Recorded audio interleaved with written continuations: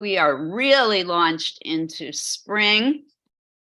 And as always, I want to begin with a major thank you to the Hoboken Public Library for being the wonderful, magnificent host of these hybrid art classes. It is a glorious thing that during this period of pandemic that seems to be finally coming to an end, people have the option to work from home or here in the beautiful historic Hoboken Library.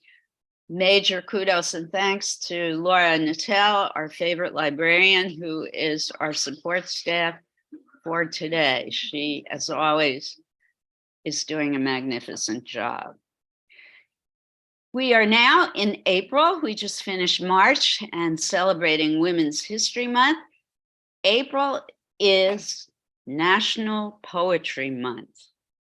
And you may be wondering what poetry has to do with the visual arts.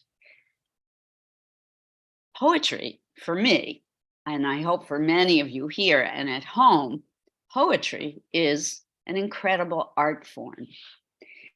And through history, written and oral history, poets have inspired visual artists and vice versa. Today, we are going to look at an artist who has inspired a poet. Sometimes the reverse is the case, where poetry inspires the visual artist, and that's what we worked on yesterday. Those of you who took my class yesterday at the Multipurpose Center here in Hoboken. Today, we are looking at the artist first, and then we will talk about the poet who was inspired by this artist's work. The artist we're going to focus on today is one whom I know you have heard of. We have actually talked about and looked at his work more than once in these classes here at the library, and he's a major favorite for those who've done paint and sip classes. Remember them? Are they still popular? Paint and sip. And in fact, the particular painting that we're going to focus on today of his work is a big favorite for the trend of paint and sip art classes. But without further ado, I'm going to announce our artist today is Vincent van Gogh, otherwise known as Vincent van Gogh. We are going to look at a short slideshow of some of his work. We're going to talk about it, how you feel about it, what you think about it. I'm going to talk briefly about Van Gogh's life. I am not an art historian. There is much to be said about Van Gogh, but I know just a little bit. It will be the tip of the iceberg. If you're fascinated by him and his work, there are countless books that have been written about him. There is even a museum in Amsterdam devoted completely to his artwork. And if you get a chance to ever go, it is magnificent. All right, let's launch into our slideshow. Actually, before we begin, anybody have anything you want to say about Van Gogh before we start?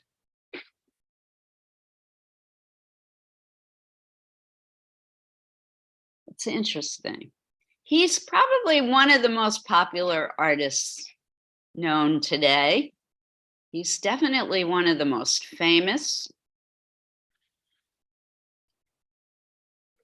And one of the paintings we're going to look at today that inspired this poem is his most famous painting. And everyone's going to go, oh yeah, I know that picture as soon as I show it. But for starters, Vincent van Gogh is most famous for the fact that he was an Impressionist or post-Impressionist painter. He was born on March 30th in 1853 in a Catholic province in the Netherlands. And here, oh, I'm sorry that it has this here. That's unfortunate. Let's try and ignore it. He is most famous for his still lifes, his landscapes, and his portraits. This is one of a series of his sunflowers. He's one of the most prolific artists who ever lived. He had a short life, which I'm going to talk about in a moment.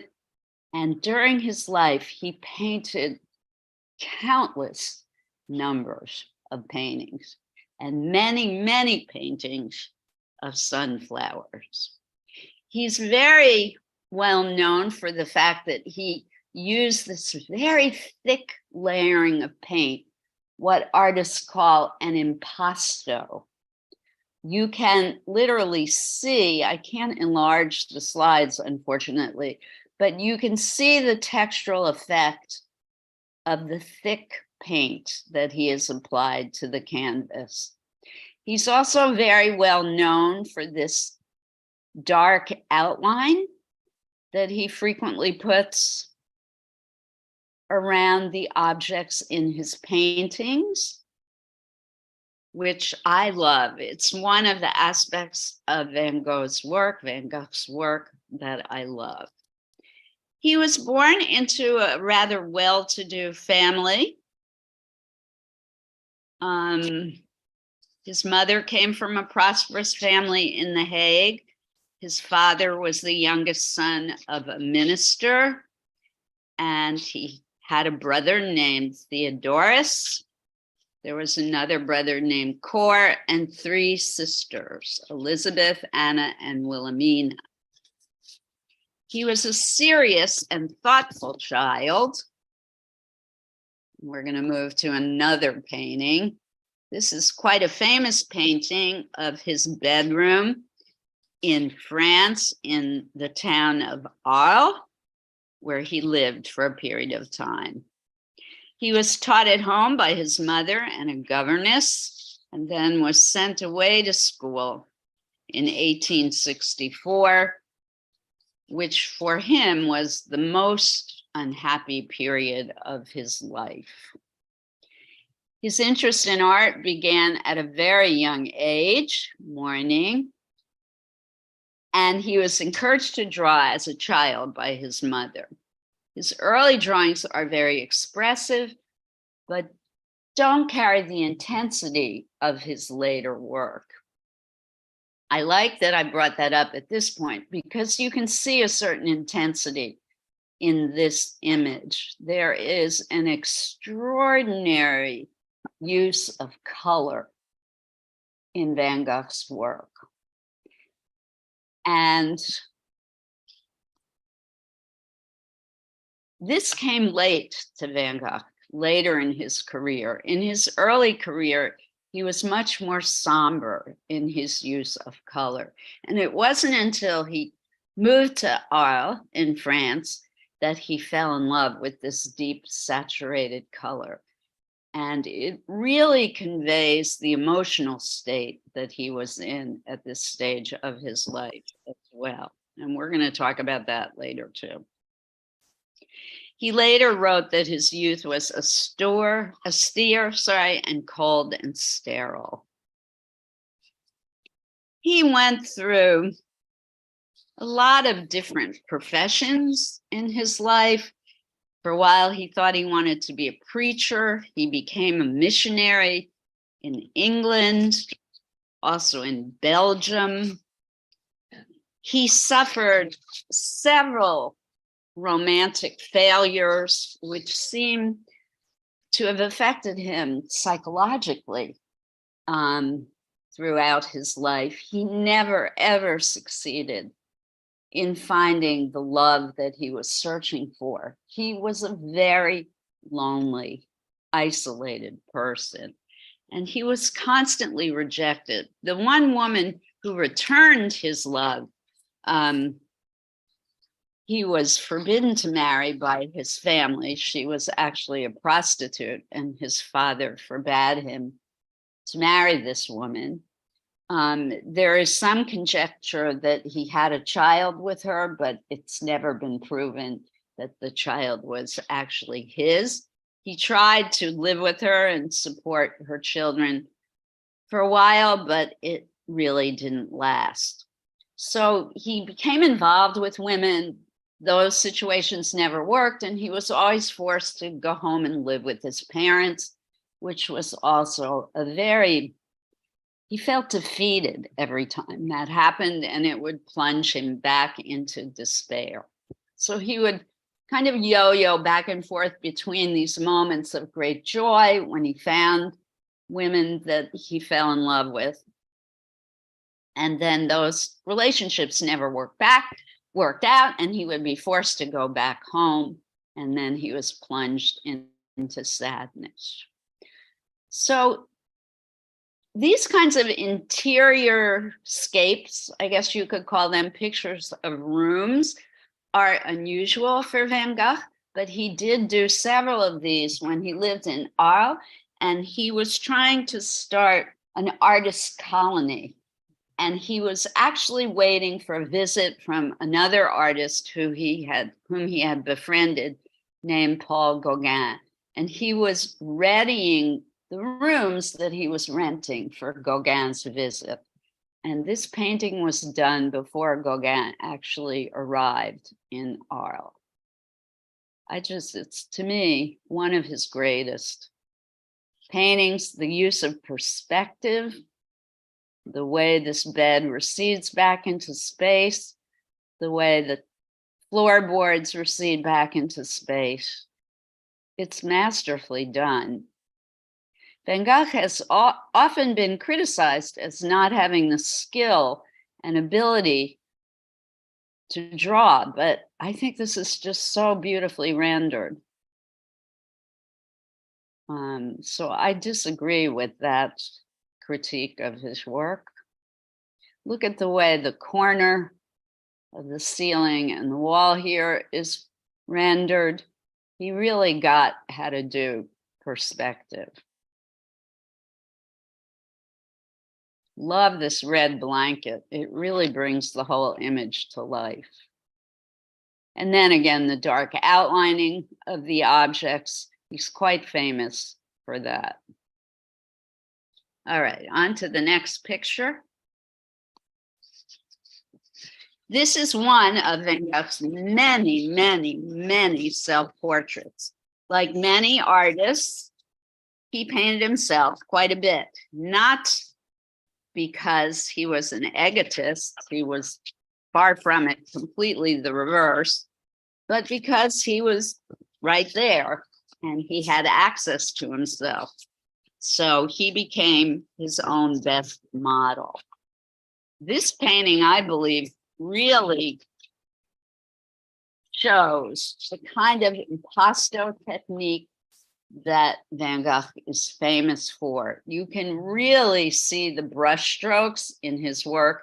He even went out of his way to emphasize the brush strokes. He never made the surface of his painting smooth or flat. He embraced the texture of the heavy oil paints that he used. For a while, he even flirted with pointillism, which was a school of art at that particular time, where artists made tiny dots in order to create their image. And I think a lot of his love for texture comes from that interest that he had in pointillism. Gorgeous color in this self-portrait too, I think. He was befriended by one of the pointillist artists, Signac, at a time when he did not have many friends. Van Gogh also had the ability to alienate people. He had a spiky personality.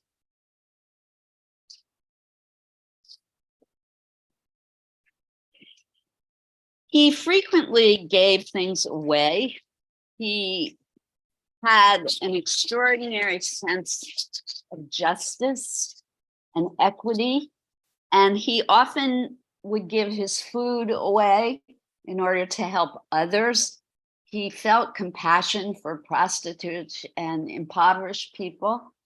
And because of that, he never ate. He frequently went without food, and he would spend most of his money on his art supplies, and he lived on coffee and cigarettes for most of his life. And his health, for that reason, deteriorated tremendously over the years. So his generosity, his compassion, and his desire to purchase art supplies created tremendous health issues for him.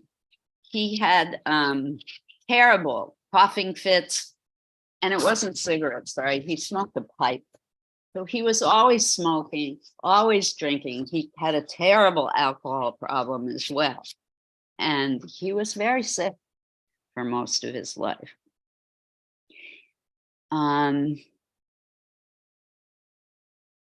So when he arrived in Arles, this was around the late 1800s, in 1887, 88, he became totally enchanted with the local countryside, the people who lived there, the saturated color that he saw around him, the yellows, the ultramarines, and the mauves.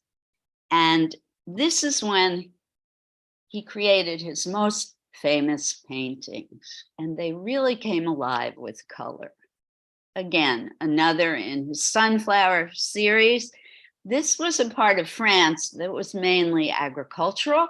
So there were acres and acres of wheat fields, sunflower fields, all of which he fell in love with and spent hours and hours in painting. He was one of the first artists in the Impressionist movement who really pushed painting out of doors.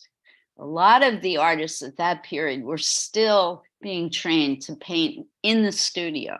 And Van Gogh was one of the ones who just absolutely adored being outdoors and painting out of doors.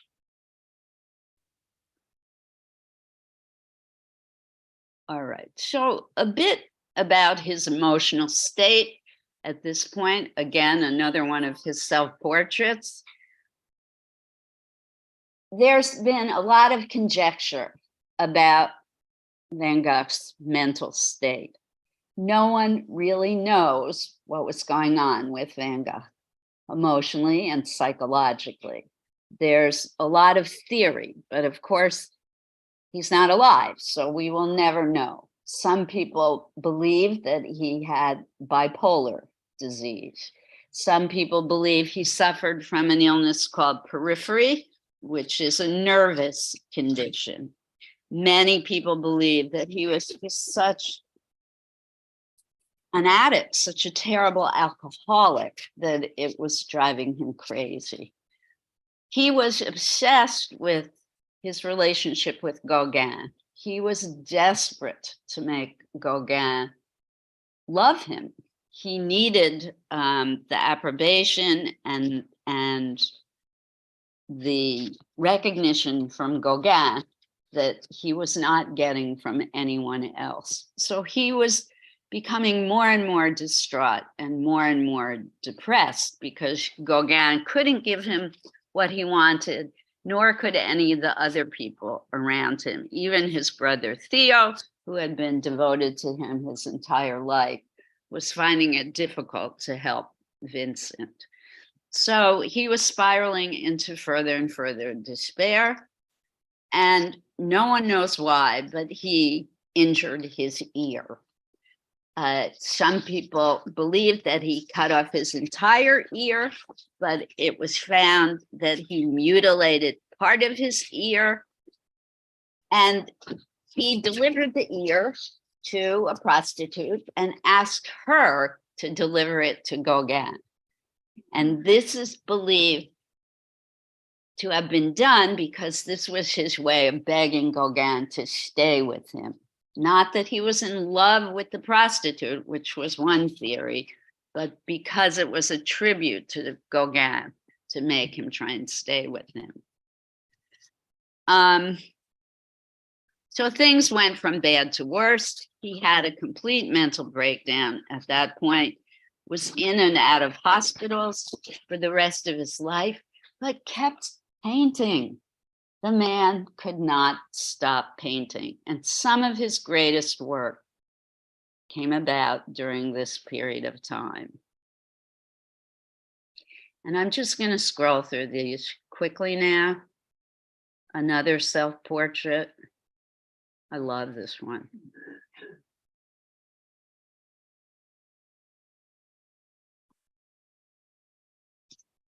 One of his flower paintings.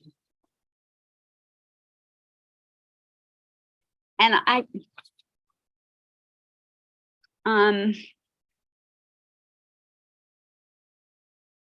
do want to mention,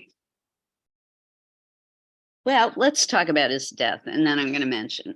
In 1890, he suffered a severe relapse. He was still able to draw a little during this time.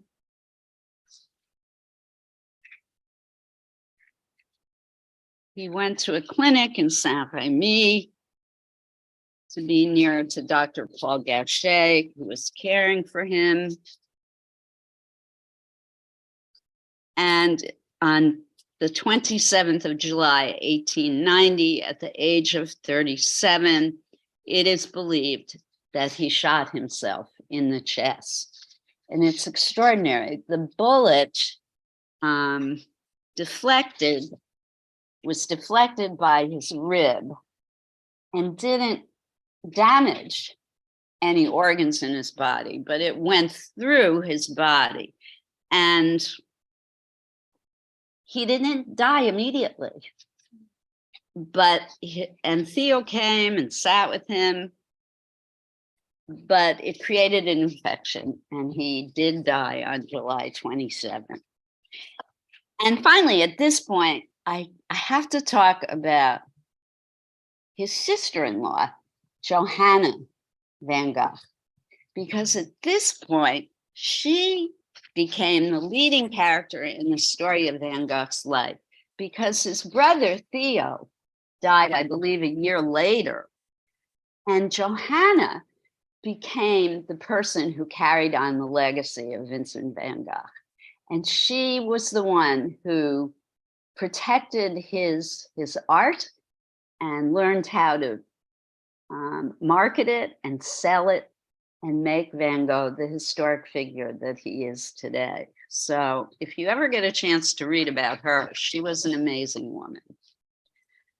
And I'm ending the slideshow with this very, very famous painting, Starry, Starry Night, because it's extraordinary. It is one of the final paintings that he created. Van Gogh himself said, maybe I went a little bit too far, and I'm paraphrasing, said, maybe I went a little too far with this painting. It's a little wild, but how glad are we that he did? And before we talk about it, I want to go to the poem that was inspired by this painting, and I'm going to read it.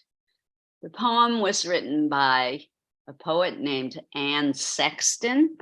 I don't have biographical information about her, but please look her up. I believe she's an American poet, and it goes like this. The Starry Night. The town does not exist except where one black-haired tree slips up like a drowned woman into the hot sky. The town is silent. The night boils with 11 stars. Oh, starry, starry night. This is how I want to die. It moves. They are all alive. Even the moon bulges in its orange irons to push children, like a god, from its eye. The old unseen serpent swallows up the stars. Oh, starry, starry night. This is how I want to die. Into that rushing beast of the night, sucked up by that great dragon to split from my life with no flag, no belly, no cry. Pretty amazing poem. All right. What do you think of this painting? This painting lives right here in New York City at the Museum of Modern Art. You can see it anytime you want. And I believe you can get a pass if you are a card-carrying member of the Hoboken Library. I think you can get a pass to the Museum of Modern Art, and you can see it in person. Not very big. I know, I was surprised at that. It was small. It's small, yes. But It's I think small. the color and the motion, the brush strokes are equal in intensity, which I think is what makes it pop, I guess. Yes. There's a lot of intensity in his brush strokes. And it really, the intensity forces your eye to move faster than I think you would normally look at a picture. Right. What about the shapes? The shapes, yeah. A lot of rhythm and movement in the shapes. They roll, literally roll across the canvas. They're quite extraordinary. And I think that time of night is of reflection too. Like it makes you think of, take a moment to reflect, even when you just look at a sunset or whatever. Right. It's a very That was always my favorites. It's a lot of people's favorite. I want you to look at a few things in this painting because it's going to lead us to the project we're going to work on today. Notice how large the tree is. I think this is a cypress tree. Notice how large and dark Van Gogh has made the tree in the front. This is a trick that landscape artists use over and over again. I don't care if they're a Renaissance painter or a modern artist today. Larger shapes are always in the front in landscape. And I said this before, and I know I'm repeating myself, but it's really important to remember this. Look at it in contrast to the church behind. See how much smaller the church is. If you remember this one simple thing, to put the big things in the front and the other things smaller in the back, even though you know in your mind the church in reality is much bigger than the tree, if you play this visual trick of putting big in the front, small in the back, you will create the illusion of space on a flat two-dimensional surface. The other thing to notice and remember and think about is something called the horizon line. So look at my cursor going all the way across the painting. At the base of this mountain range is what we call the horizon line. It is the line that separates the sky from the earth. It's always there. We don't really think about it. But by placing the horizon line in your composition, again, it creates that illusion of depth in your painting. All right. The one convention that he has broken in this piece is what's going on in the sky. In reality, this would not exist and would not work. But because he is Van Gogh and a genius, it has created such an extraordinarily, beautifully breathtaking and exhilarating image. All right. Any thoughts or ideas about Van Gogh, anything about Van Gogh or this painting that you want to share before we start working? Heather. I was going to say too that the background is completely, I mean, the front and back wouldn't work. rules. But it's definitely like a state of mind. Right. And I also, you had said that alcoholism and yeah, all kinds of issues. I think also there was some theory that the paint itself is also Particularly the yellows. There were a lot of, I'm glad you brought that up, Heather. Thank you. There were a lot of toxins in the paint that people used at that period of time. Cadmium yellow, which was one of his favorites, had, I forget which chemical in it that was lethal. Ultramarine blue, another one of his favorites, had lethal chemicals in it. So of course that was affecting his brain. The fact that he smoked so much. I mean, the fact that he was out in fields all day long probably was affecting his mental ability too, because farmers were, I don't know what kind of fertilizer they used back then, but who knows? So, yeah. He definitely was bombarded emotionally, psychologically, and physically his entire life. And it really caused him severe psychological trauma.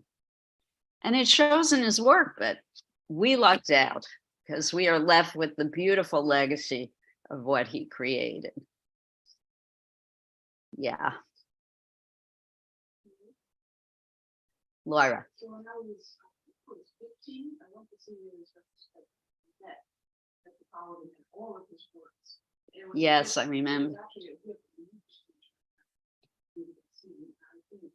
We were reading his letters to his brother. Yes.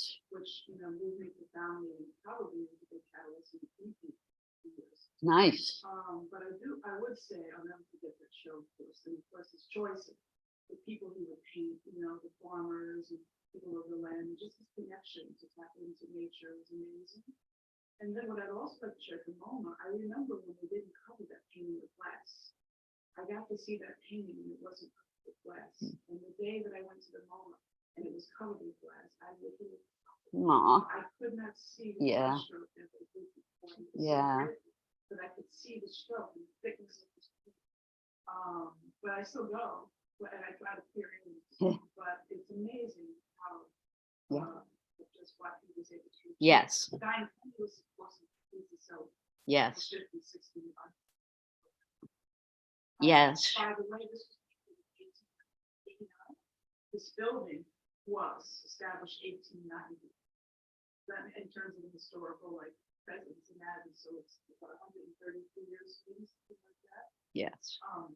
I just wanted to share that. I'm always yes. Building. Well, and Johanna brought him to Johanna brought him to fame pretty rapidly. She worked so hard to create the legacy of Van Gogh, and I kudos. She was an amazing woman, plus raising children on her own. She did not waste any time in defending him and pushing his art. And the poem is so good. The poem, yes. Oh, what did we think of the poem? Forgot to ask. I thought it was very beautiful, also very moving. The poem is The Starry Night by Anne Sexton. I'll put it in the chat. All right, so today our assignment is to create a landscape. And if you read my email, I invited folks to bring pictures. Some people have, I see. Those of you at home, you have access to pictures. Those of you here, if you did not bring pictures with you, if you are lucky enough to have a smartphone, you can look on your phone. I am going to leave the image of Starry Night up. I invite you, I don't necessarily want you to copy Starry Night, but if you would like to make a landscape similar, it is a great way to learn how to do perspective. You may look at Starry Night and create a landscape of your own. Any questions? I am going to do, once we all have our materials, I'm going to do a demonstration on mixing colors again and how to lay out your paper in order to create a landscape. And for those of you who want to watch me, you may. For those of you who are ready to just jump in and go for it, please do. So any questions? We're good to go? Pat?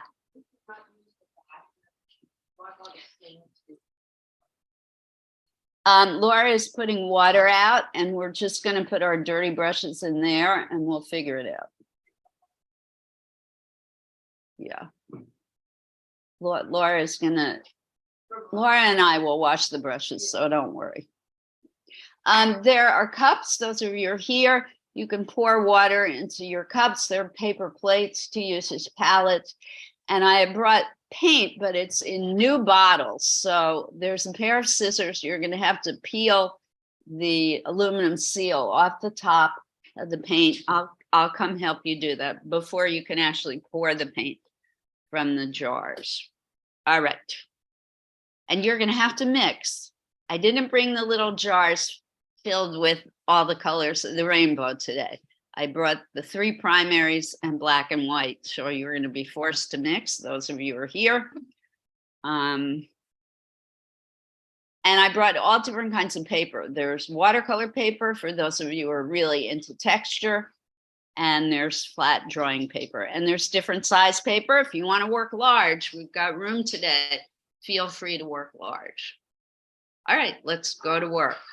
And Laura, I'm going to do a demo. So I'm going to drag this table into the middle.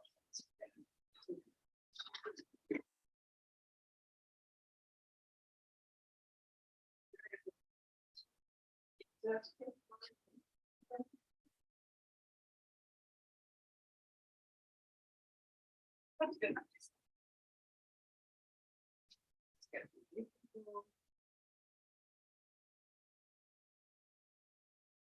So I think I saw that I've been watching that brilliant man. Oh my God. Yeah.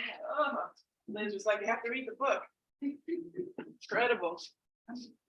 Beautiful. Thank you for the suggestion. I heard you guys talking about it. Yeah.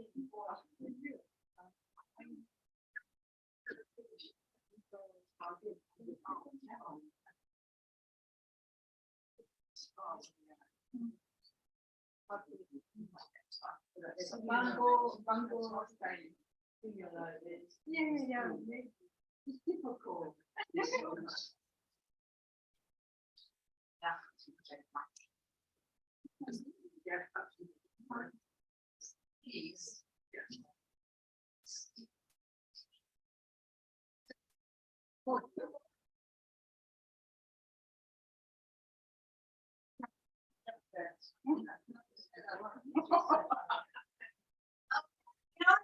Recycling. You are going to be tempted to put your pallets into the recycling bins. Cannot. Once you put paint on them, they're garbage. So pallets, these.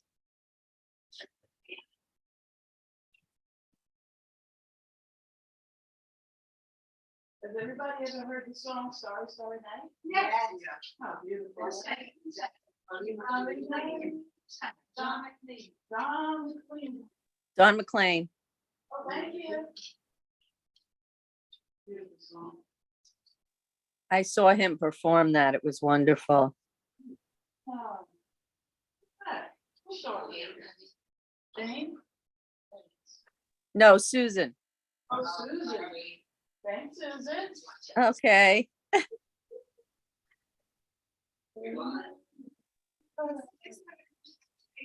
She's gonna do demonstration. I think so. Oh, yes, that would make sense. I'll ask her. Liz, we're gonna show you our demonstration to the people at home, right? Yes. Okay. Or they can just begin. They can watch if they want. If they don't have to. Okay. Any of them are veteran students. If they want to review, they can have it. Not. Let's go to work.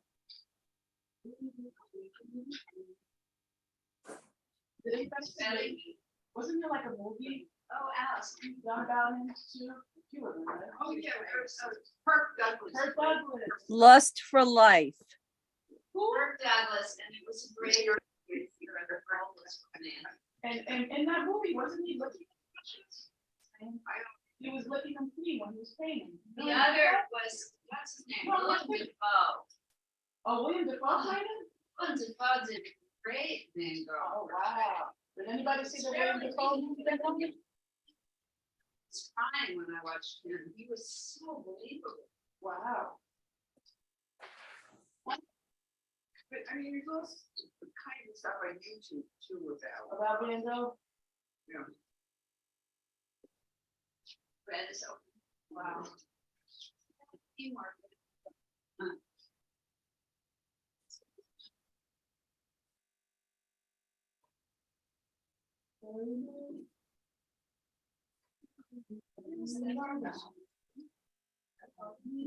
exact coordination, it's like, Something is blue, garbage is black.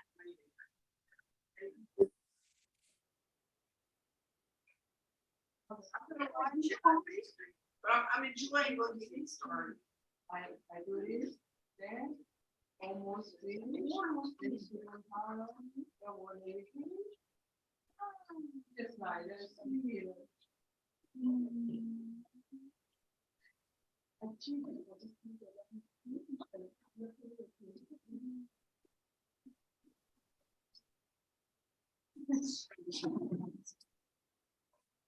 When your demonstration over here, right?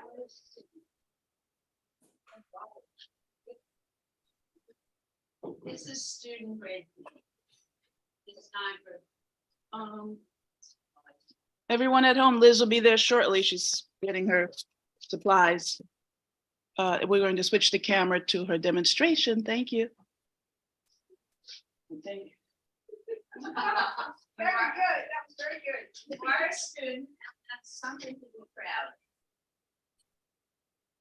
I'm gonna do the demo. Just in my Yeah. Simple job. Please carry these to the table. Sally, please carry this to the table for water. Thank you very much.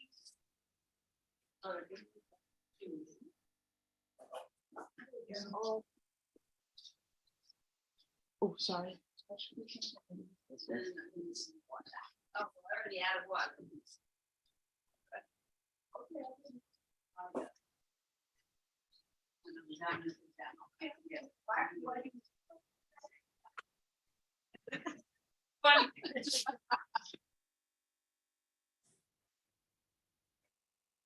Start with the demo. Yes. Oh, that's true.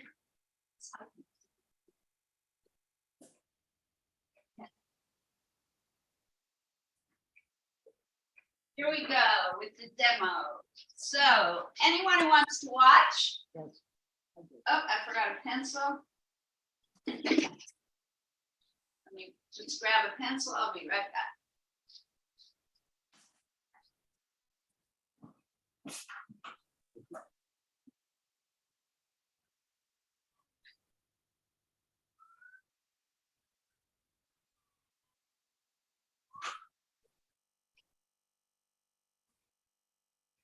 One part of Van Gogh's legacy that always drives me nuts, though, is that many people now have this false stereotype that artists have to be crazy in order to be great.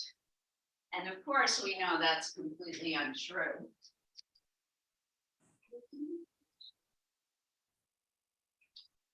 Particularly young children, this idea. It's a stereotype that I fought against in my teaching career for years.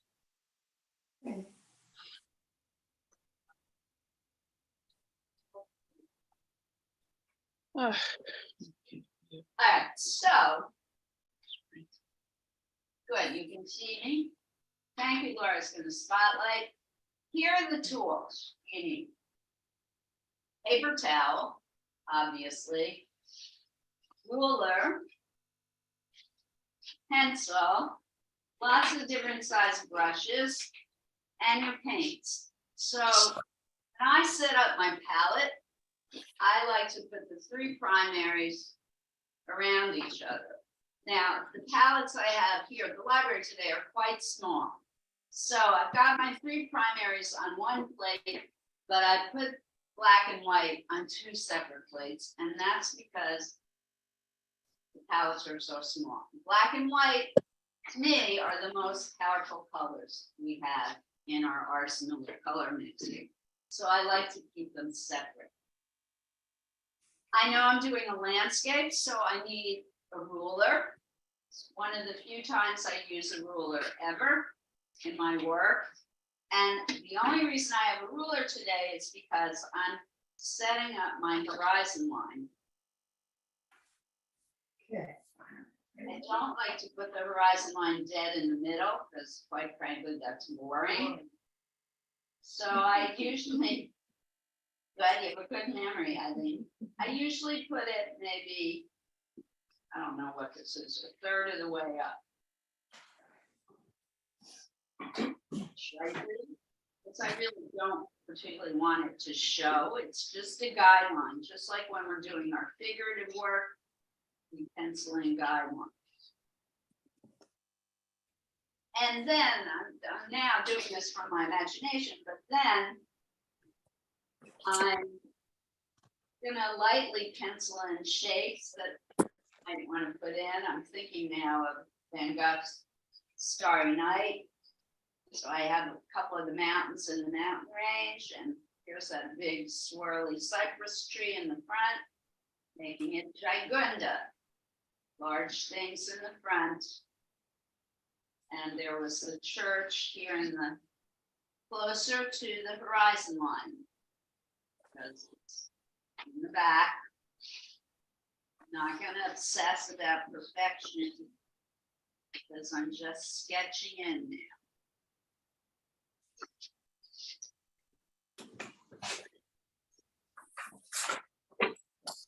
Work out where things are going to go. I think there were a lot of buildings over here too.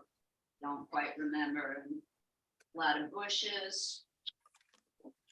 And then, of course, the swirly sky. There are 11. I'm not going to put all of them. Okay. Color mixing. I also have this little palette that Heather has been kind enough to donate to our classes. I have this here because this is where I'm going to mix. I'm going to try and keep colors on the plate palettes pure so that I can go back to them when I need them. And I like to start with the lighter colors first. It's easier to cover up light colors with darker colors. So I'm going to work with the light green first. Who remembers which 2 primary colors make green? Yellow and blue. Yellow and blue. So I'm starting with yellow. I'm scooping some into the tray. I want a light green, so do I need more yellow or more blue? Yellow. Excellent, more yellow. If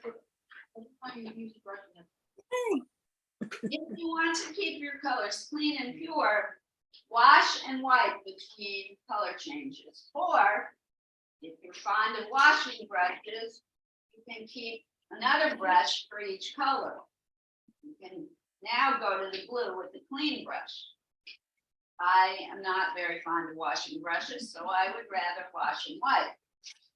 So I want it to be a light green. Notice I just took a teeny tiny dab of blue, and I'm mixing that tiny bit of blue into a lot of yellow. And I'm making a yellow green. Now, even though we know Van Gogh was into thick paint, when I start a landscape, I like to start with a thin wash to cover the vast majority of the space, just to work out where things are going to go. So like, what is a thin wash? A thin wash is where you use lots of water and just a little bit of paint. This is a little too yellow for me, a little too bright, particularly for the foreground.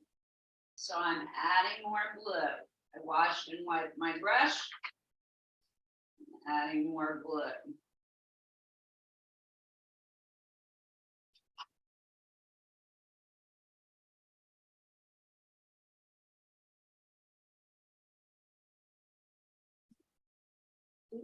Just very quickly laying down the wash. For everything or just for the yellow part? For this particular part. Because I'm gonna mix different colors for other parts. That part. It may or may not be. In the end, it may be an entirely different color, which is okay. You can always paint over the first wash. That's why we keep it thin and light. So if you choose to color over it later, you can. Make sense? Notice how I want it darker. What do? I add a bit more of the darker hued color.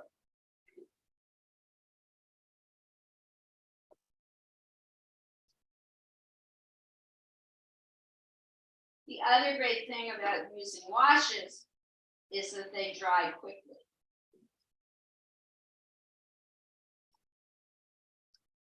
Layering with washes when you're using acrylic and even oils, but with oils, you would be thinning your colors with turpentine, the linseed oil, not water. It's the same technique.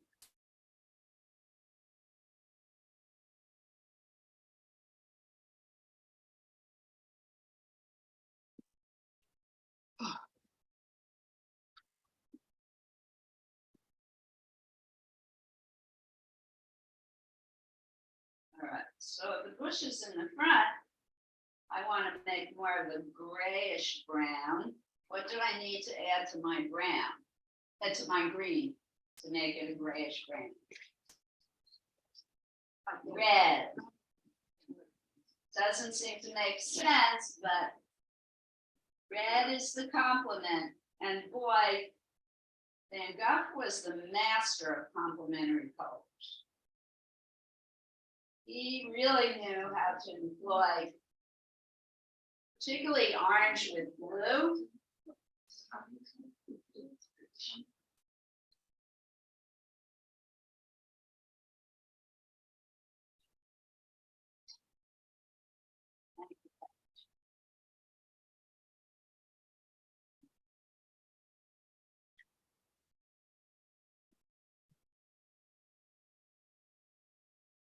Running out of green, I have to keep mixing in my palette.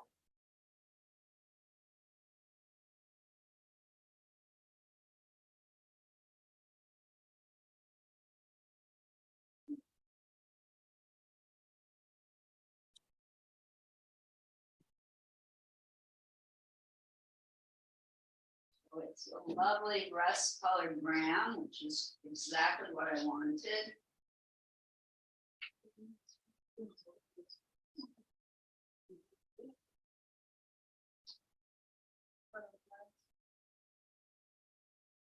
And notice at this point how messy this looks.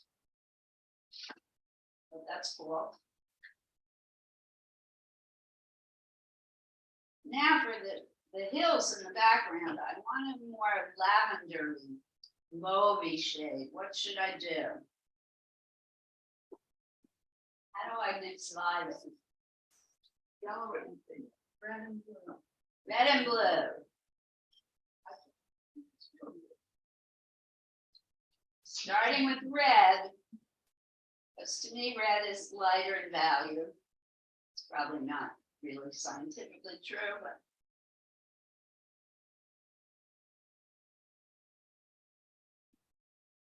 red and blue. It's a little too red, so I'm getting a little more blue.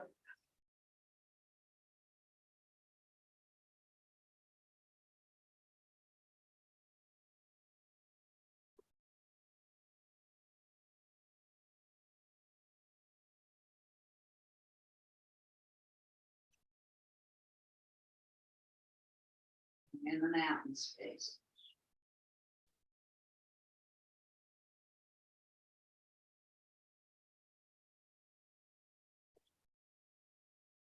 Want it to be a little grayer, so what color do I add to violet?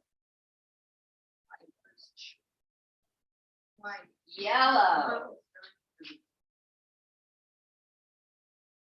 Yellow is the opposite of violet on the color wheel.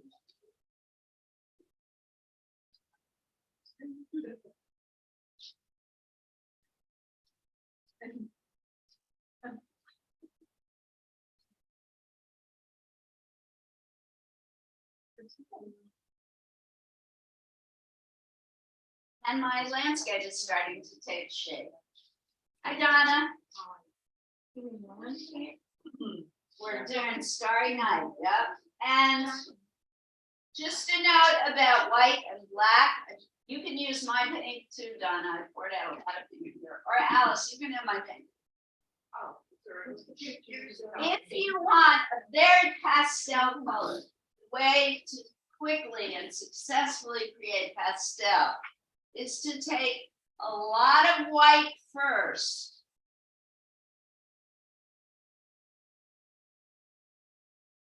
More white first, and then add a tiny bit of color to the white.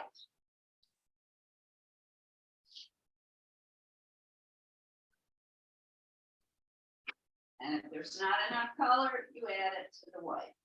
When you're trying to make very light pastels, always start with white. If you want an incredibly dark color, you start with black. Black is the strongest color in your deck, so be careful with black. You start with black.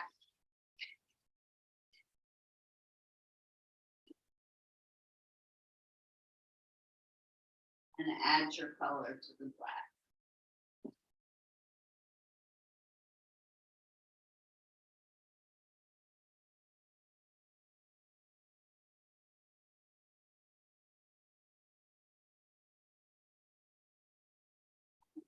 Round.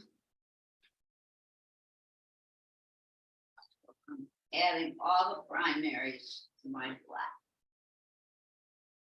The real trick to learning how to mix color is experimentation. You just have to jump in and play. It's a great color for the cypress tree now. Remember, that was the darkest shade in the Van Gogh painting.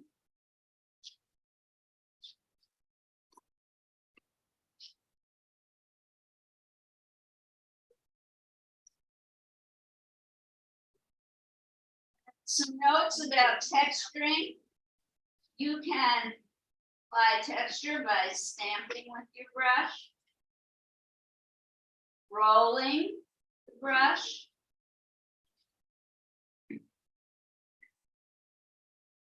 stroking but not smoothing. You want the texture effect of Van Gogh. Now, it was easier for him to achieve the texture because he used oil paint, which is infinitely thicker. All right, any questions before we go back to the image of Starry Night?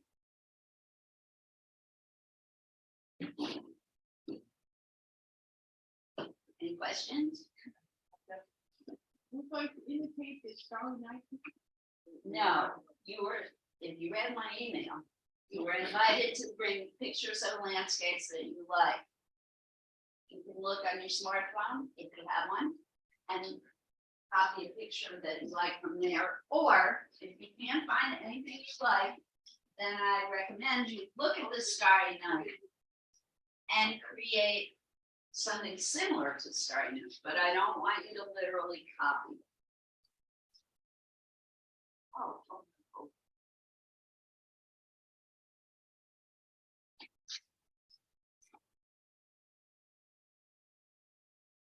Well, you don't have to, Alice, because you got it all here ready for you. And I'm sorry, I failed to mention at the beginning, you don't have to, but landscape is usually horizontal. I know, but this is where. Oh, isn't that word? Okay, well, what happened? All right, so Laura, we're gonna spotlight Van Gogh again.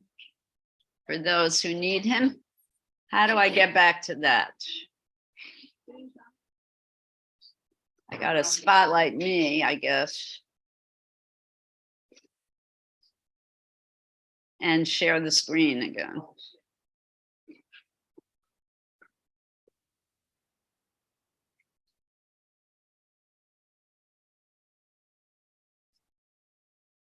Should I share this or should I just share? Let's stop the share. I also have it as a single image.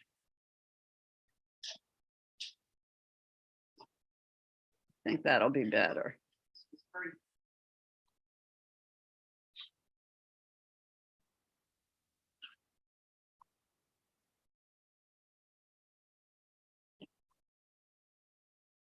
Yeah.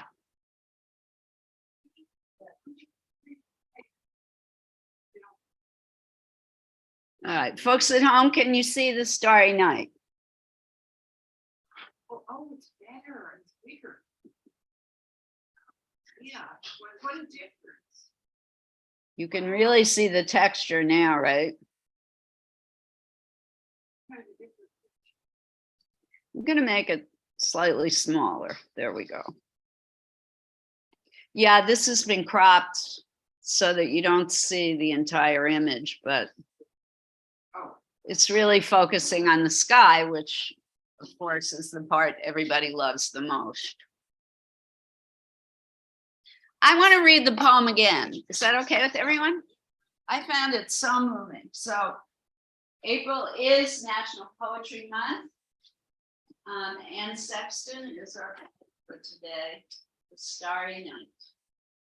The town does not exist except where one black-haired tree slips up like a drowned woman into the hot sky. The town is silent. The night boils with 11 stars.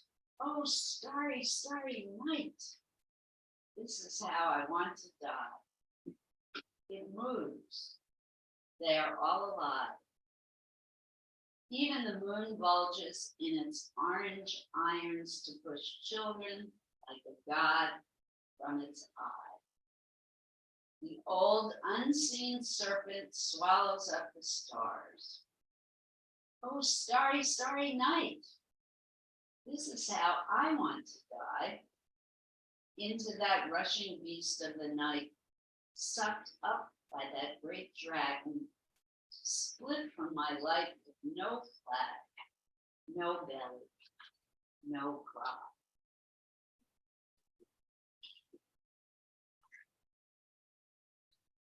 Very powerful.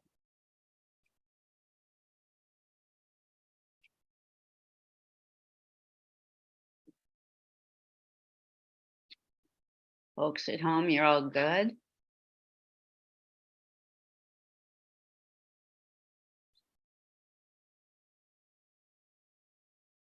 Laka, are you and your son both painting today? I hope so. Yes, we do. Awesome. Have fun. Thank you. You're welcome.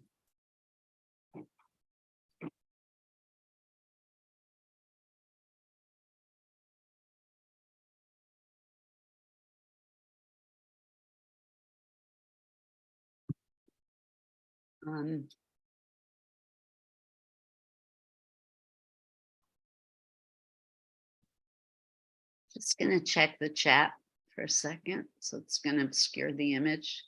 Yes, Lust for Life is the movie.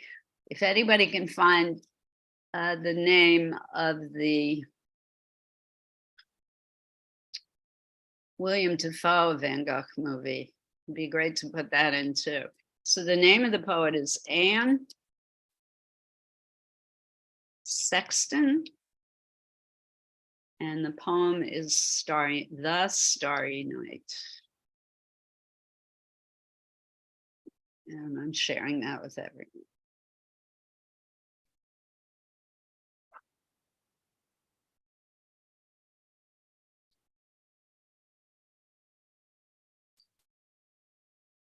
And I'm making an announcement today so that people can start looking. For our final class in April, I want you folks to bring a poem that you like that is going to inspire you all to create any art that you want to make. So for the last class, I'll bring supplies, but if you need things that you think I'm not going to have, you're going to have to bring them, as well as a poem that inspires you. I will be sending out emails about that, but start thinking about it now. And I almost tripped. Thought I got this out of the way, but I guess I didn't. I'm sorry.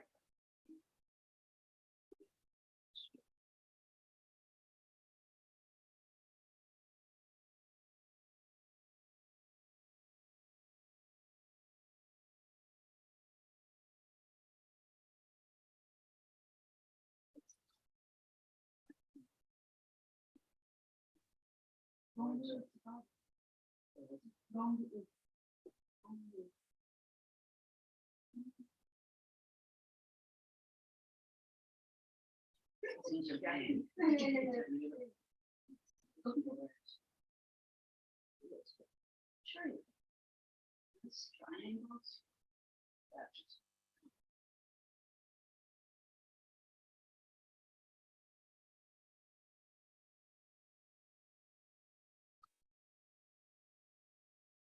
Great colors. Thank you. Things, my friend. This is ours.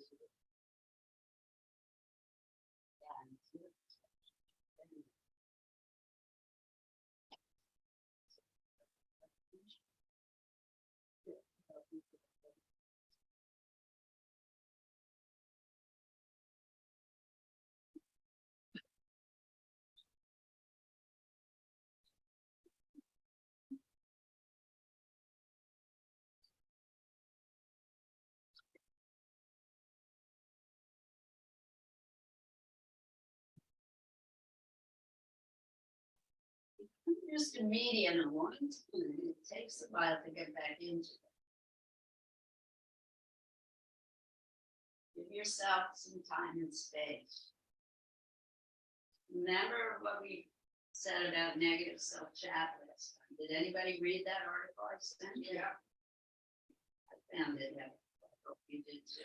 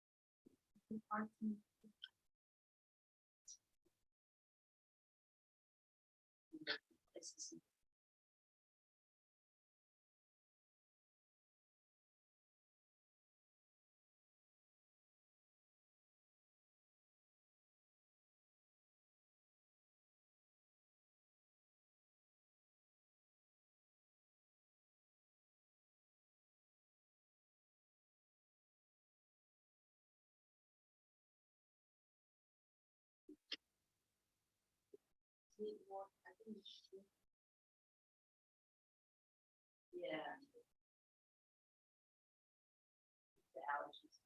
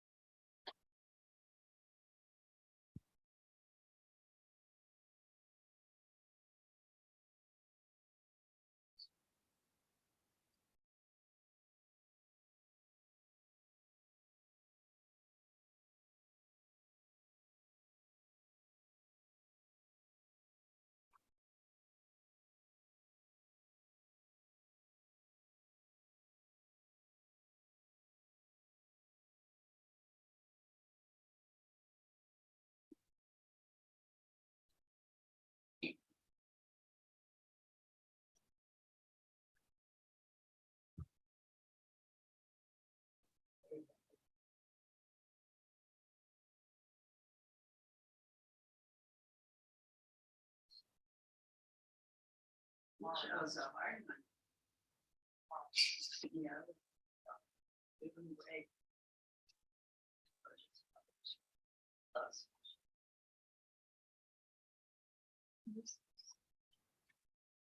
No, you have to sit in.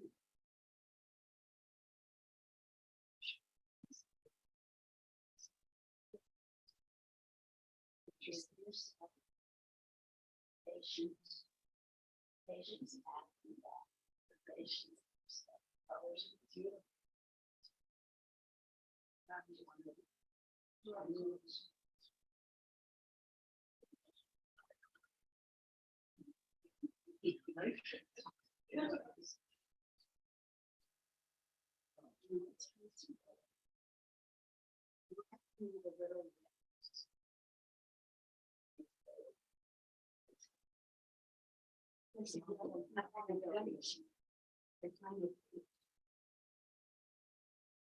It looks like a lot.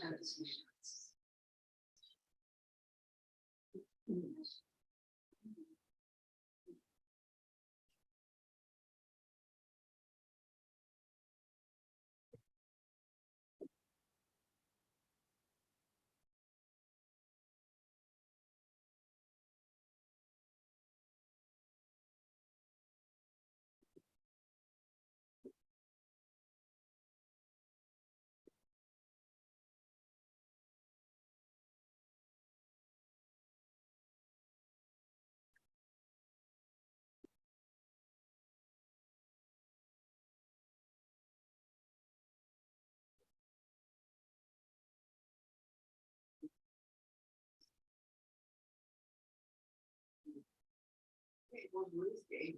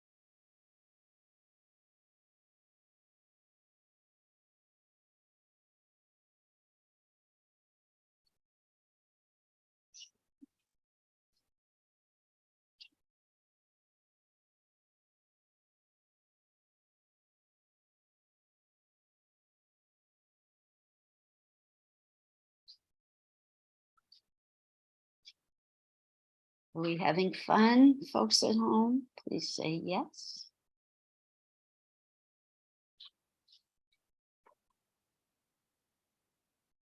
Some people have had to go. I noticed Jane had to leave. Dina, I didn't get to welcome you. Are you still with us? Lizzie is here, good, having fun. Susan and Margot, you're good?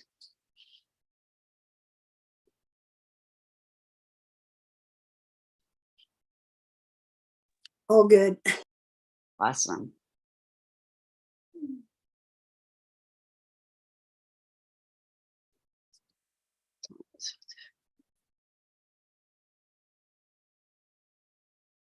It's 11:22. We have a good, I don't know, 30 minutes.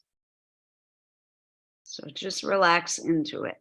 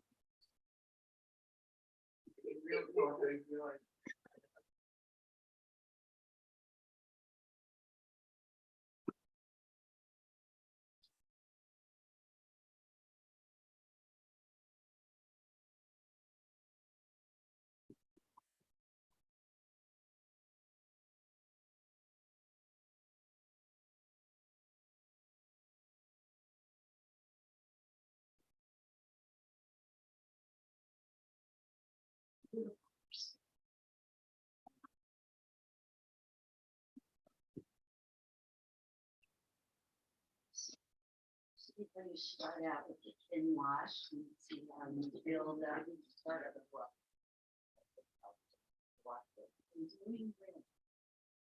Thin or not.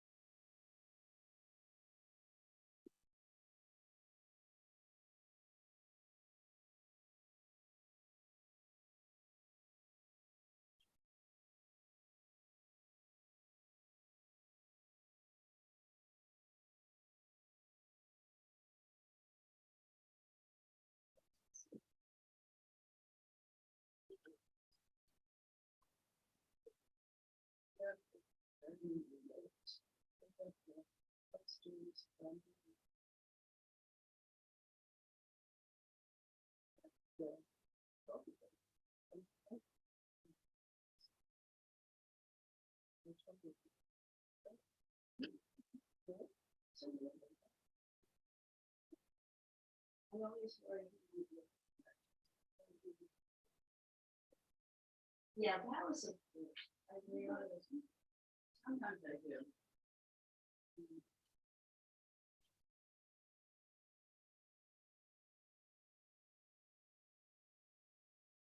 You know, people were concerned about looking at art that trouble.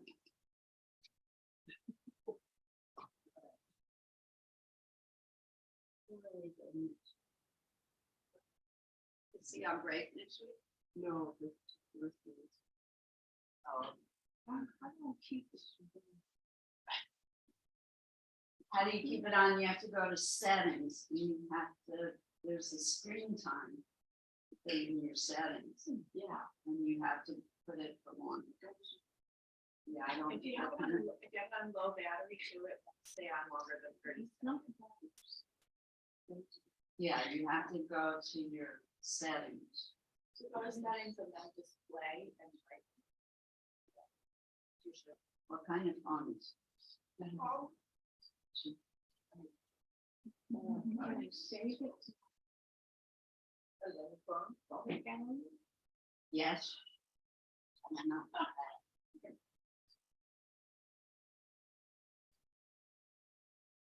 Copy. Copy.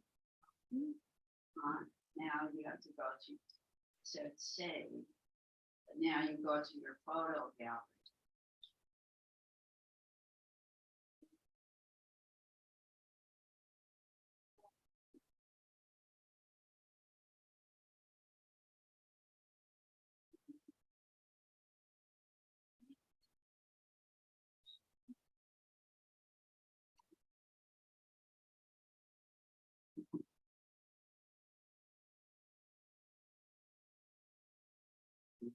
Your best bet is to go to your settings. Has to be a settings.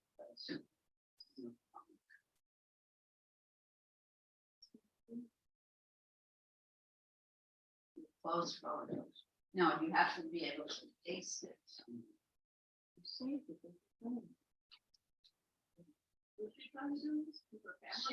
Yeah. Do you want to go? Laura could probably help you better than I.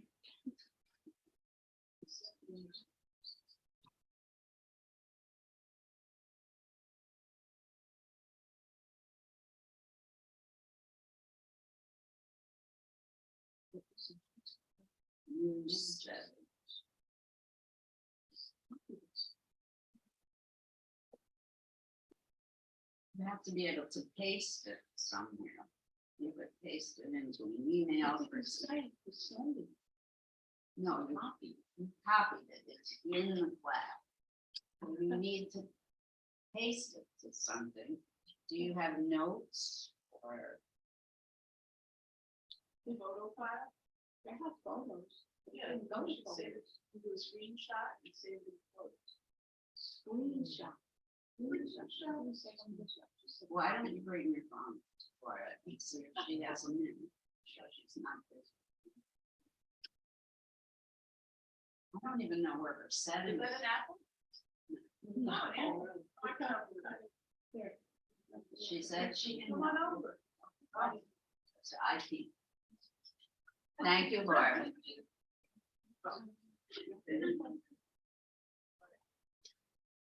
Anybody at home want to share what they're working on? No, you're too busy working. I'll come back. All right, I'll show you. Oh, It's back Liz. yes. Let me spotlight for a sec. Oh, let me get off. Or no, I can't while the image is up. I don't. think. Oh, okay. But you can hold it up. I can see it. It'll just be small. Can you see me? Yes. That's mine. Oh, it's wonderful. Oh, you did terrific. It's like that fine line of getting muddy versus. Wait, Lizzie, wait. I'm looking at Laka's work and then I will look at yours, Lizzie. Okay. Thank you. No worries. Oh, how beautiful. Those are giraffe. Oh, I Fabulous. can't see it. Yeah, we did the Oh. same. We did the same. Yeah. Yes, it's a giraffe. I see now. Oh, it's really excellent. Both of yours are excellent. Thank you. Is it a picture from somewhere you've been? Not yet from the book, but like maybe one day. Mhm. Awesome. Okay. Lizzie, thank you guys. Really well done. I love giraffes. Oh, Lizzie, wow. Fabulous. It's Mount Fuji. Very nice. Hmm. All right. At the end, we're going to share so we can see you on the big screen. Okay. Margot, you want to show me? How do you know when you're done? Well, I don't, can you see me? Because I can't see on the screen. Right. Oh, no, because you have that screen, special screen. Oh, You've disappeared. The special background makes you disappear. Oh, let me take it yeah. off. Let me take it off. Let's see. Yeah, you got to get rid of the background. And Lizzie, you'll know you're done when you're done. Okay. It's a hard decision, but you just have to figure it out. Oh, awesome. Yeah, there's a background. Animals are definitely your specialty. Look how beautiful. I can't find it. Oh, I'm doing ink and watercolor. Oh, there she is. Ink first. It's hard to see in the little, Yeah, at the end, we'll do the Yeah, big yeah. screen. Okay. Maybe in another 15, 20 minutes. All right, keep working. Nice job.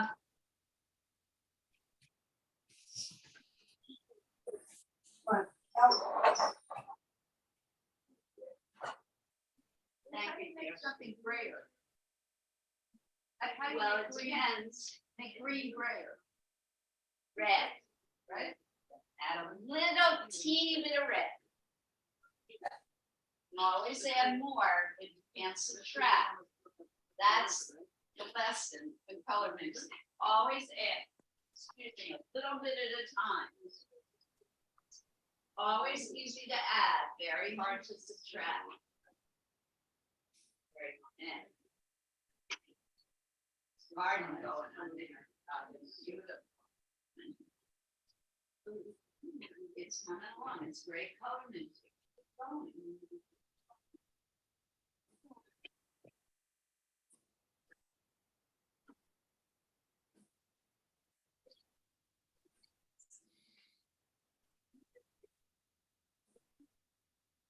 That would be great.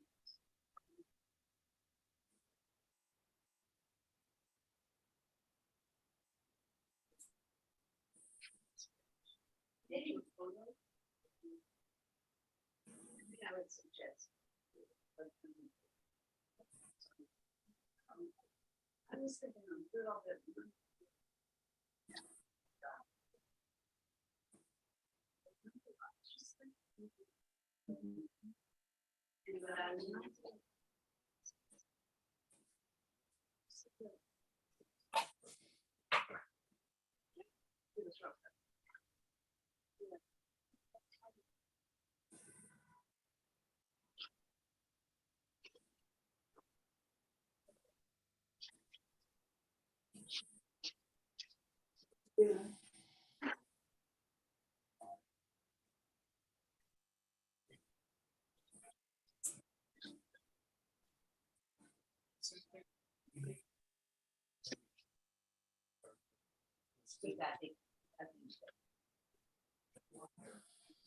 Important to remember we're creating some of those subtle dark patterns.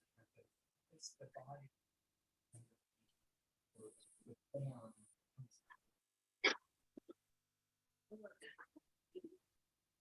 We use some cross action here. So that cross action.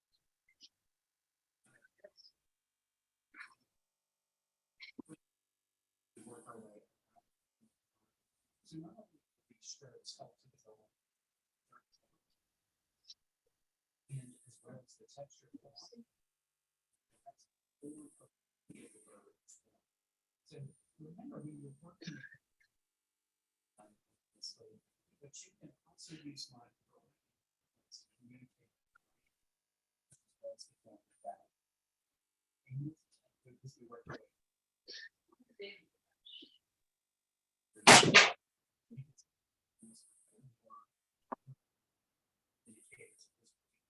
which will continue.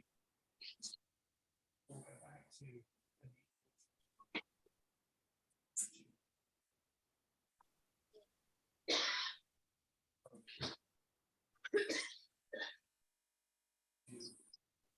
more of the white space in between these lines.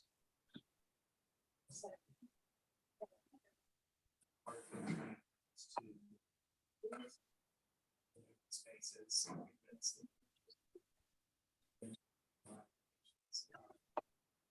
Or they just feel like it's okay to these section but let's remember our application. There's some of that water applications. We're gonna have to do it. Pull down for Sexton out just from the back. And then just as we'll start from basically define as contour initial of each of the legs. You can see I'm using a little bit of the line and the stroke here. Just down additional texture. So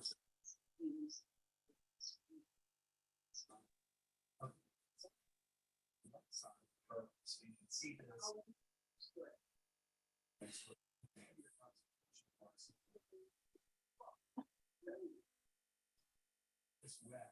So it's not pushing it very much. Here's the squiggly lines. The feet. Your mud. The mud is long gone. She is. Mine isn't, yeah, well, you're a special case. I can't help you, but. I'm not.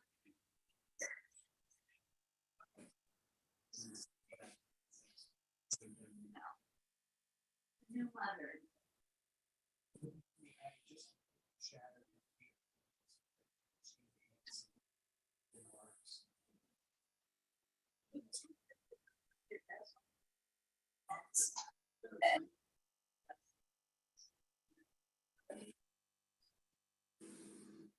I would have to buy it by the case and now you're rid of a box.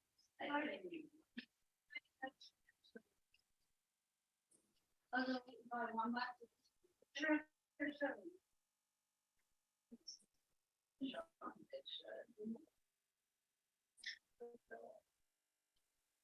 Sometimes.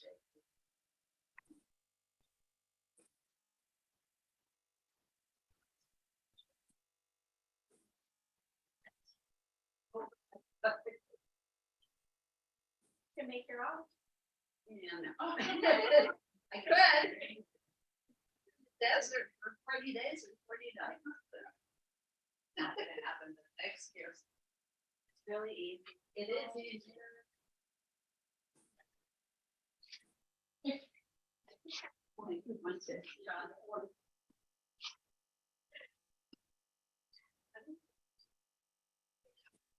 Yeah, we're gonna let it dry.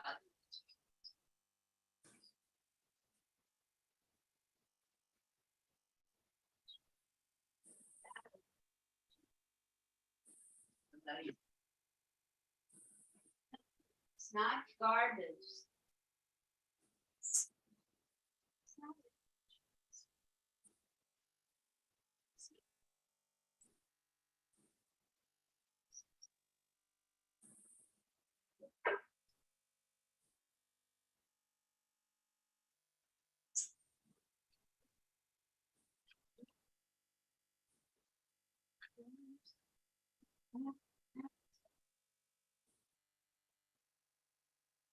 Beautiful colors.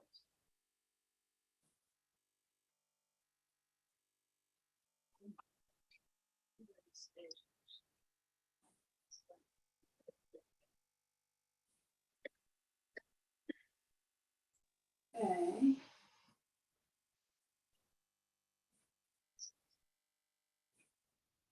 This one.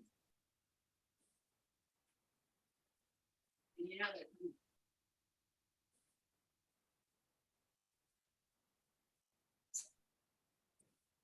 Yeah, yeah.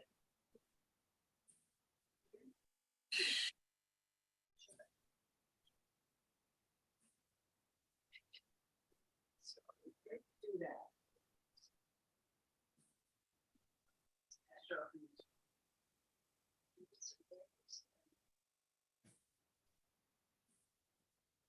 This reminds me of an artist named Dennis Hopper.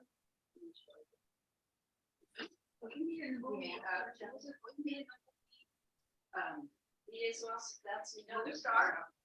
No, I mean, it was Dennis Hopper. Actually, it's a David Hopper. Who am I trying to remember? It's the painter. Hockney, not Hopper. David Hopper. Dennis Hopper is that. Wait me out to ask you. Talk about it. Wasn't his 90 digital. See, show. I didn't. Yeah. Oh,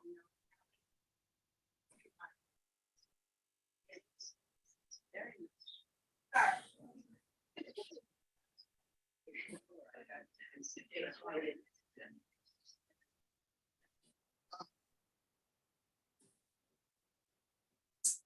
If you don't wanna-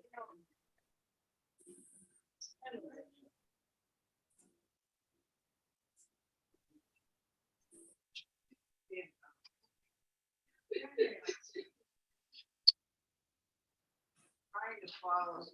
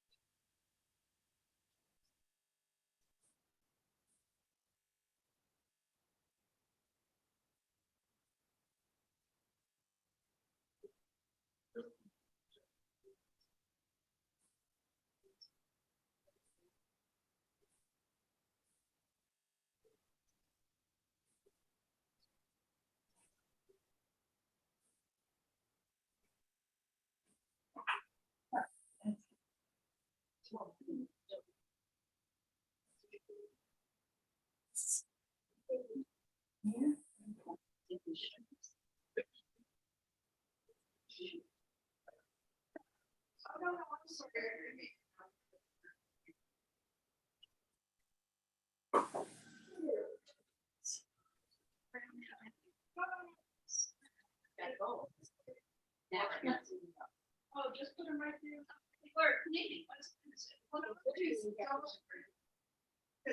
It is, let's share, because there's some magnificent work here. Folks at home, we're gonna stop here to share, but, so I'm gonna take down Starry Night. We're gonna do the camera walk around here first. All right. And then we're gonna share you folks at home, because I feel like you folks at home were first last time. And as soon as we're done with sharing, folks here, you've got to clean up. Just ground rules. Let's try and be quiet and polite while people are sharing. And, only positive comments, please. We're here to offer advice. Where is the camera, Laura? We're going to start with people here. People at home were first last. And how do I make this? Okay, Laura is coming to help me. Thank you, Laura. So no one in-house has to move at the moment. Please stay right where you are. We're going to come around with the camera to share what we've been creating. I'm incredibly proud of everyone.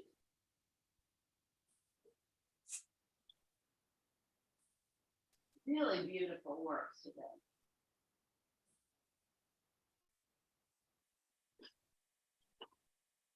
So Laura is just putting the focus on the camera here, and then we'll begin.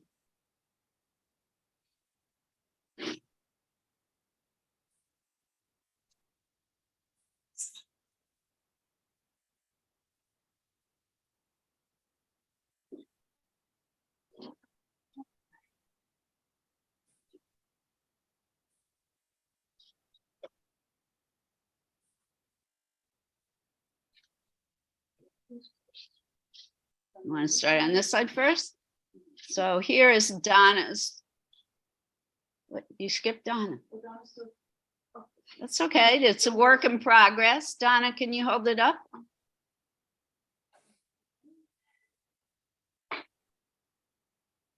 Great perspective. Look at how she's used the body of water. Is it a river? To show how we're receding into space. And look at her strong horizon line. Great color mixing. Very nice beginning on this piece, Donna. Awesome. This is Judy. Wow, look at the perspective on this. Congratulations. You followed all the rules, Judy. Great, great, great job. And here is Mika. This is a park in Japan, right, Mika? So she's also at the beginning stages of this. Mika is the kind of the master of the layering techniques. She started out with very, very thin washes and now is building up in the details as she goes. Beautiful. Love the reflection in the body of water. Really nice. And Eileen's fabulous. She's beginning her washes. I'm very proud of the color mixing she did today. It's the Grand Tetons. You can see the beginning of the peak of the mountaintop in the background. Really well done. Nice textural effects too. How'd you make them, Eileen? Those are daffodils, and they just drop blobs of yellow. Awesome. It looks great. It worked. It worked.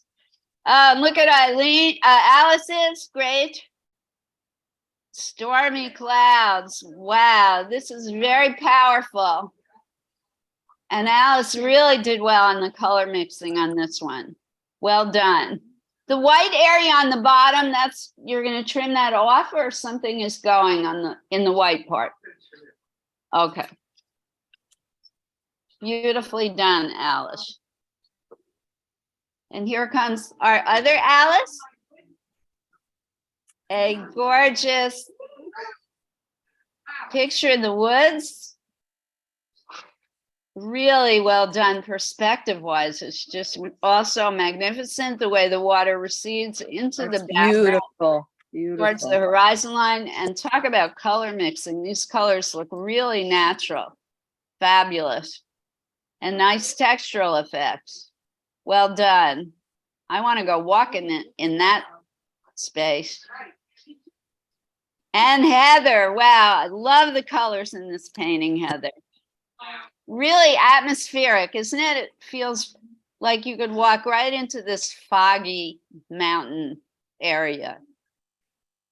It's beautiful. Beautiful texture. Well done.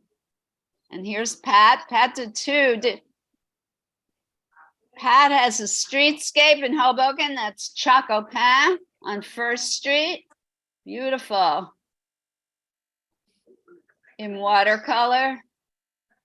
Oh, and there's a picture of me. Picture of our class. Look at that. Love it. That's what Pat does when I'm giving the boring lectures. Well done. Well done, Pat. And look at this landscape. Wow. Really getting involved with the Van Gogh textures. Great brushstroke. Very nice. Beautiful, Pat. Sally, what are you doing? We're skipping Sally. And Robin, who is the mistress of color today. Look at these gorgeous Monet's Garden, right? Beautiful. So Robin is letting hers dry, and she's going to go back in with a micron pen to add some outlining and details, right, Robin?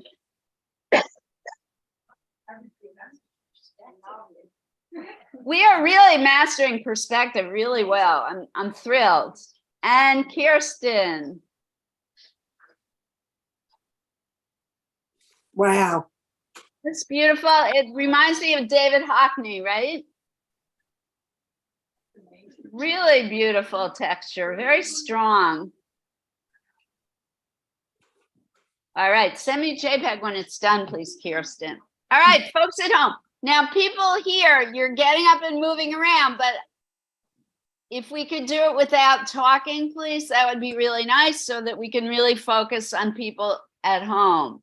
Susan, you're first in line. Let's see what you've created. Hold on. Paint on my hands. You can't see the whole drawing. This is a scene in Hoboken at night. Loving it. It feels very Van Gogh. Yes, I plan Nice. to finish it, but I'll send you a JPEG. Thank you. It's on canvas, right? Yeah. Canvas board? A canvas board. Yeah. Uh-huh. Yeah. Awesome. I haven't painted in a long time. I'm just having some fun with it. Good. Yes. Experiment, experiment, experiment. Well done. I Mhm. like the composition. Thank you. And Laka, and I forget your son's name. Cash. Hi.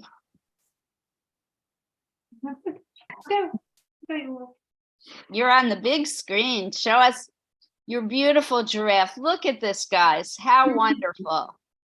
And you followed the rules of landscape perfectly. See how big his giraffe is? Terrific. Awesome. Beautiful colors and shapes. Well done. Magnificent. Look at the textural effects in this. Let's go to Africa together, okay? That sounds great. Where do you think this is? Tanzania, Kenya? I think Kenya. Kenya, I want to be there.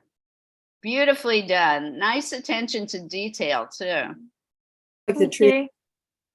Well done. And Margot, Okay. thank you, guys. Thank you. In the spotlight. Okay. I don't know if you can see, Awesome. there's the bird. Thank you. Just beautiful. Is it Oh, going to be a nice. drawing, or are you going to add color to your drawing? Is it going to be black? I love it the way it is. Watercolor. You're going to add watercolor. Okay. Background of ocean and Do we know the species that we're looking at? It's a seagull. oh, seagull. Seagull. Beautiful, beautifully, really exquisitely drawn, Margot. Well done. Thank you. Nice details. Thank you. I feel like I'm at the beach looking at yours. I wish I were. You and me both. Uh-oh, Lizzie, go on camera. Oh.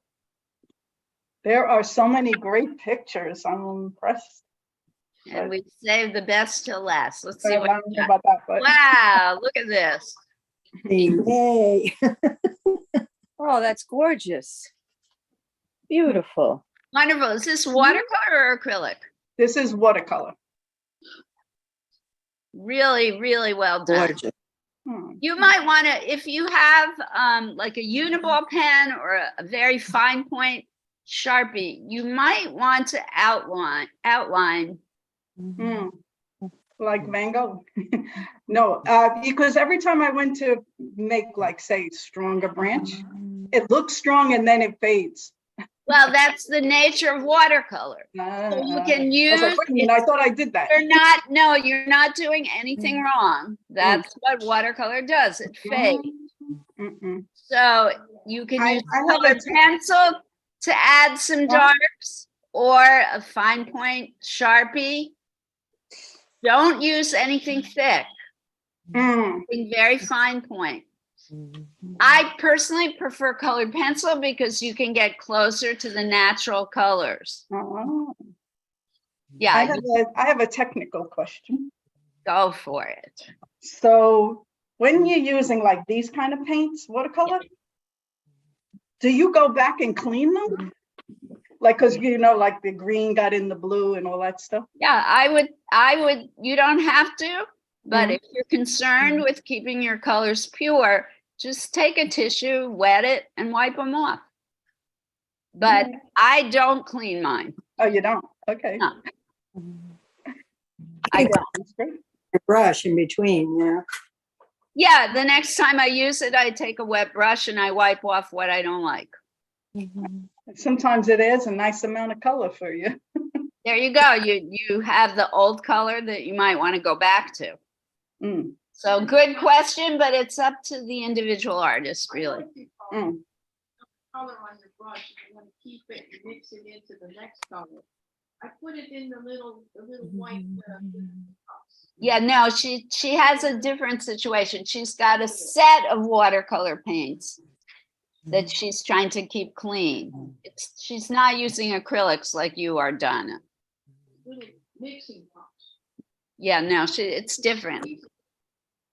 It's different. All right. So folks here, if you have not cleaned up yet, it is time for us to clean up. Folks at home, you can continue working. Please send me JPEGs of your work so I can offer advice. I love looking at what you've made. Next week, we will have another artist poetry duo, and I look forward to working with you. I don't think it's quite 12 o'clock yet, so if you want to stay on the line, you've got 2 minutes till the end of this class. So I'm not quite saying goodbye yet, but if you have to go, it's been great. Laka, I hope you guys can come back soon. We hope so too. Thank you. Thank you for today. We'll always have fun with you. Thank you. I love seeing you. It's been too long. Bye, guys. Bye. Bye. Thank you.